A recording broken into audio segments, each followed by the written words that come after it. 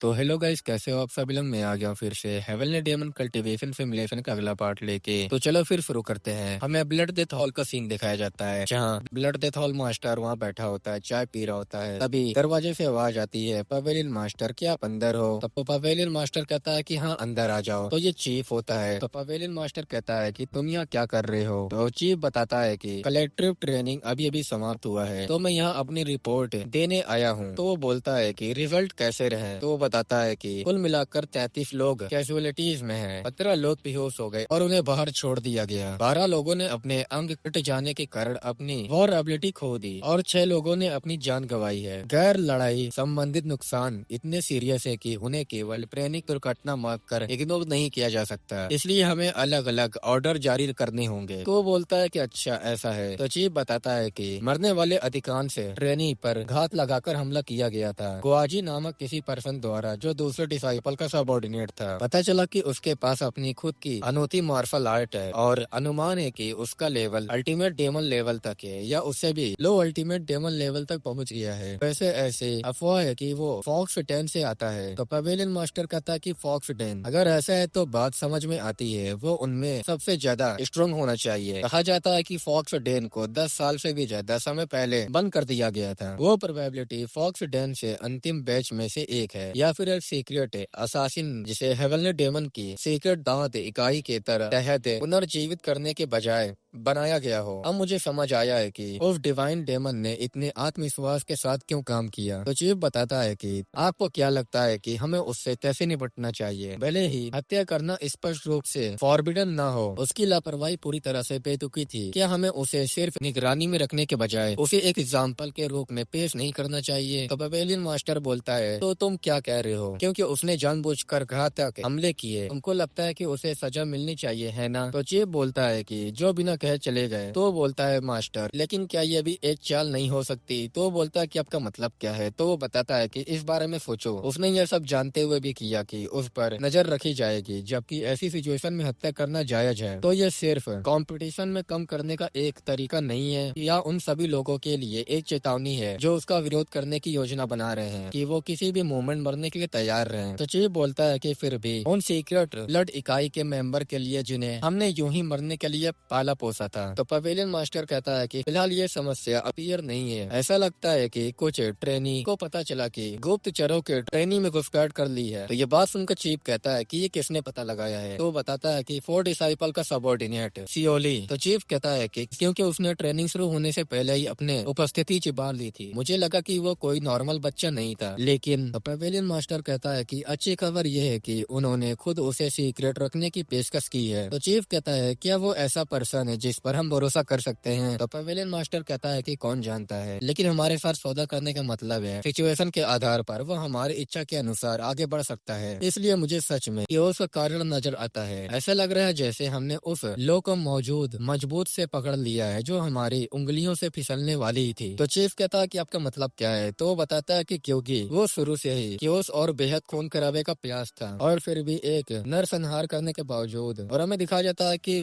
पहले नंबर पे होल गीसू होता है, दूसरे नंबर पे यू सो कुवांग होता है, तीसरे नंबर पे यू सूरिन होता है, और चौथे नंबर पे हमारा एमसी होता है। और वो बताता है कि वो गुजरने वाले ट्रेनिंग में सबसे आखिरी में पहुंचने वाला पर्सन था। अगर मेरा अनुमान सही है तो सबकी निगाहें उस बच्चे सियोली पर टिकी है। तो चीफ कहता है कि और आपको ऐसा क्यों लगता है। तो वो बताता है कि अगर तुम देखोगे तो तुमको पता चल जाएगा। अब हमारी तीसरी पार्ट की और बढ़ते हैं, और फिर हमें योगी का दिखाया जाता है, जहाँ अपने आप को देख रहा होता है और गुस्से में कह रहा होता है कि तुम बास्टर्ड। वो मेरे सामने आए किसी भी पर्सन से बिल्कुल अलग था। सीन थोड़ा पास्ट में जाता है, जहाँ वो सभी का मर्डर कर रहा होता है और हमारा एमसी उसके पास से गुजर रहा होता है। तो हमारे एमसी को देख के हमारे एमसी पे अटैक कर देता है, और हमारा एमसी भी उसको एक नजर देखता है और अपनी पंच को रेडी करके उसके मुंह पे पंच मार देता है, जिससे उसके दांत टूट जाते हैं। और रिजल्ट में वो सोच रहा होता है, उसने मुझे पलक झपकते ही हरा दिया। अब तक जब भी मैं किसी अपोनेंट की ओर दौड़ता था, वो हमेशा बिना किसी अपवाद के या तो डर के भागता था या घबरा जाता था, लेकिन वो कमीना अलग था। मुझे इन आंखों में खुशी, क्रोध, दुख या यहाँ तक कि आनंद का एक भी अंश दिखाई नहीं दिया। लेकिन हारने से विजेता मुझे गुस्सा इस बात पर आता है, बात यह है कि उसने मुझे नहीं मारा। क्या इसका मतलब ये है कि मैं उसकी नजर में सिर्फ एक बेकार पर्सन हूँ? इस कमीने की हिम्मत कैसी हुई मुझे नीचे नजर से देखने की? तभी वहाँ पर सूरी आके कहती है, तुम्हारी लापरवाही तुम्हें किसी काम की नहीं है। अगर तुम जंगली जानवर की तरह लगातार हमला करते रहोगे तो फाइनली तुम्हारी मौत डेफिनेटली है, विशेष रूप से उन बचे हुए लोगों के बाद से। तुम्हारे मुकाबले में तुम उतना कमजोर नहीं हो। तो क्योगी हंसते हुए कहता है, तो क्या तुम्हारा यह बेतहाशा भाग दौड़ करना अस्वीकार है? तो सूरीन कहती है कि आराम से रहो, ऐसा नहीं है, मैंने कभी भी जल्दबाजी नहीं की, मैं बस रूल को परखना चाहती थी। मेरी प्लानिंग अंक प्राप्त करने और ब्लड डेथ पवेलियन के लॉर्ड को लेडी आर्यों के पास सामने लाने की है। और तुम भी बिल्कुल वैसे ही हो, है ना? और एकदम करीब आके बोलती है, तुम उसे मारना चाहते हो, है ना? उस आदमी को जिसका नाम सियोली है। क्या मैं तुमको उसकी एक कमजोरी के बारे में बताऊं? उस पर्सन को 4 डिसाइपल ने भेजा था और देखने से तो ऐसा लगता है कि वो अभी तक ऑफिशियल वॉरियर नहीं बना है। अगर वो होश में होता तो उसके पास 4 डिसाइपल का सबऑर्डिनेट होने का कोई रीजन नहीं होता। तो तुमको क्या लगता है कि वो उसके साथ क्यों रहता है? तो क्योंकि कहता है कि सीधे काम की बात पे आओ। तो वो बताती है ये प्रोबेबिलिटी एक लगाव है, अदरवाइज उस लेवल का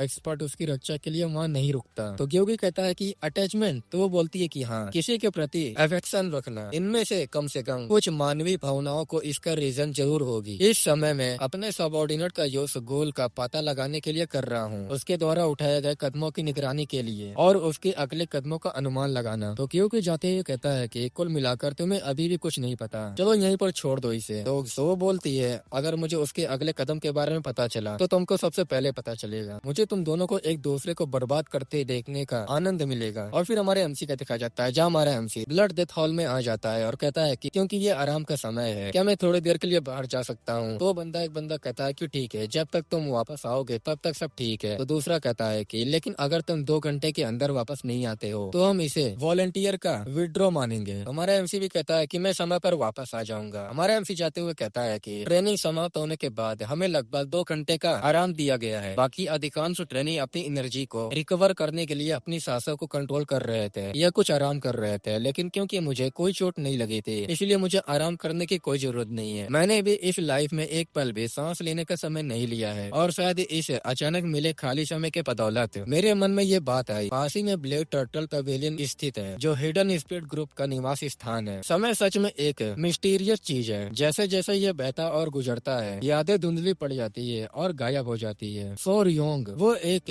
खास पर्सन जिसकी छवि मेरे माइंड में भरी रहती है और मिटती नहीं। इस करंट लाइफ में सो योंग के लिए मेरा कोई इम्पोर्टेंट नहीं है और इसलिए मैंने दखल न देने का इरादा किया था। फिर भी समय बीतने के साथ साथ बुलाए जाने के बजाय वो और भी स्पष्ट और क्लियर होती चली गई। मैं बहुत ज्यादा क्यूरियस था, जब मैं उसकी जिंदगी में नहीं होता तब वो कैसी दिखती है और वो कैसा लाइफ जी रही है, उसे किन डिफिकल्टी का सामना करना पड़ रहा है, क्या मैं उसकी किसी तरह मदद कर सकता हूँ या क्या वो किसी खतरे में हो। नहीं, इन सब बातों को यहीं पर छोड़ देते हैं। सच कहूँ तो मुझे उसकी असलियत ही याद आ रही थी। फिर हमारा एमसी वहाँ पर पहुंच जाता है और अपने मन में कहता है, क्या ट्रेनिंग अभी भी जारी है? मैं सरप्राइज हूँ कि द स्पीड स्पॉट का नया कैप्टन किस तरह का पर्सन, क्या वो पर्सन उन कामों को ठीक से करने में हिबाल है जो मैं पहले किया करता था। तभी हमारे एमसी को कोई आवाज देता है कि तुम कौन हो? हमारा एमसी अपने मन में कहता है कि ओ माय गॉड, मैंने अपनी भावनाओं को खुद पर हावी होने दिया। तो हमारा एमसी उसे कामली आवाज में कहता है कि तुम। तो गाइस ये एपिसोड यही खत्म होता है। आई होप आप लोग को वीडियो अच्छी लगी होगी, तो वीडियो को लाइक कर देना, चैनल को सब्सक्राइब कर देना और कमेंट कर देना तुम लोग को वीडियो कैसे लगी। हम लोग मिलेंगे नेक्स्ट एपिसोड में, तब तक के लिए बाय बाय।